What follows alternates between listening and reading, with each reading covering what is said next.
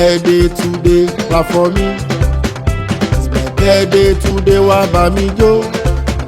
If you love me heartedly and you really want to show, it's my birthday today, clap for me.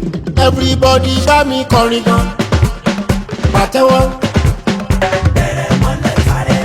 Bóyá everybody bá mi pariwo, pàtẹ́wọ́.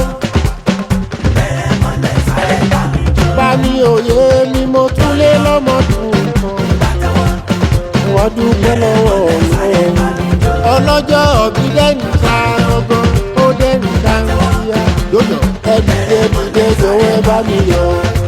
Àṣejù ọpẹ́ ló ń jẹrẹ mi tètè mọ́.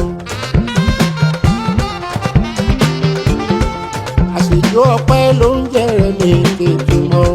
Bàbá kì í jẹ ìrẹsì ìjẹyàn. Jíjí tí mo jí lówùúrọ̀ yìí mo lé lọ́dún kan. Mo gbápá mi ó ṣe é gbé, mo gbẹ́sẹ̀ mi